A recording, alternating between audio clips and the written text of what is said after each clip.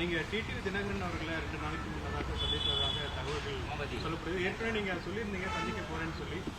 எந்த மாதிரி திட்டமிட்டபடி மீண்டும் கூட்டணிக்கு அழைக்கிறேன்னு சொன்னாங்க. இல்லைங்கண்ணா, இது டிடிவி அண்ணனை பொறுத்தவரை நம்ம ஒரு விஷயத்தை புரிஞ்சுக்கணுங்கன்னா, அரசியலில் எப்பொழுதுமே இன்னைக்கு ஒருத்தர் நம்மளோட இல்லை, நான் அதனால தூரமாக இருப்பேன் அப்படின்னு எப்பொழுதுமே நீங்கள் அரசியல் செய்ய முடியாது. டிடிவி தினகரன் அவர்களை பொறுத்தவரை 2024 நம்மோடு பயணம் செய்கிறவங்க. கடந்த 1 மாத காலமாக தொடர்ந்து சுற்றுப்பயணத்திலேயே இருந்தாங்க. ஏன்னா அவருடைய பத்திரிகை சந்திப்பு எல்லாமே பார்த்தீங்கன்னா வெளியே தான் இருந்தாங்க. நான் என்டிஏ கூட்டணியிலிருந்து வெளியே வருகின்றேன் என்று சொன்னதும் கூட சென்னைக்கு வெளியே. ஸோ 1 மாத காலம் சுற்றுப்பயணம் முடிச்சுட்டு சென்னைக்கு வந்த பிறகு தொலைபேசியில் பேசினாங்க, சென்னைக்கு வந்துட்டேன் அப்படின்னு. அதனால் சென்னைக்கு வந்த பிறகு சந்திக்கலாம் என்று முதல்ல பேசியிருந்தோம். அந்த அடிப்படையில் நான் தொலைபேசியிலேயே பேசிகிட்டு இருக்கோம், நேரில் பார்க்கணும் அப்படின்னு. ஆனால் அண்ணன் டிடிவி தினகரன் அவர்களை நான் சந்தித்தது உண்மைதான். அது ஏற்கனவே உங்களுக்கு நான் சொல்லியிருந்தேன்.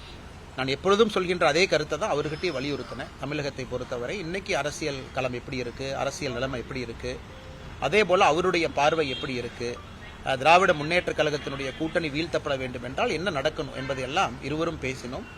இது ஒரு வெளிப்படையான சந்திப்பு தான். எப்பொழுதும் டிடிவி தினகரன் அவர்களும் நானும் அல்லது பாரதிய ஜனதா கட்சியும் தொடர்ந்து அந்த நட்புணர்வு அப்படியே தான் மெயின்டைன் பண்ணுறோம்.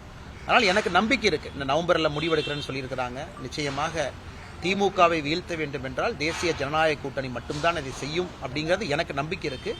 அது அண்ணன் டிடிவி தினகரன் அவங்ககிட்ட நான் வலியுறுத்தி இருக்கிறேன். மறுபடியும் நீங்கள் மறுபரிசீலனை செய்யுங்க, யோசிங்க அப்படின்னு. அதன் பேர் அவருடைய முடிவு. நம் காலம் இருக்குது, காத்திருப்போம். சின்ன சின்ன மனஸ்தாபங்கள் எல்லாமே அரசியல்ல கடைசியாக தேர்தல் களத்தினுடைய சூடு வரும் பொழுது அது மாறும் என்பது என்னுடைய நம்பிக்கை.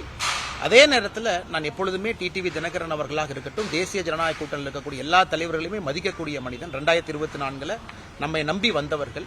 அதனால ஒரு பொது வெளியில சில வார்த்தைகள் அவர்களை காயப்படுத்தும் விதமாக இருக்கக்கூடாது என்பதையும் நான் தெளிவாக இருக்கின்றேன்.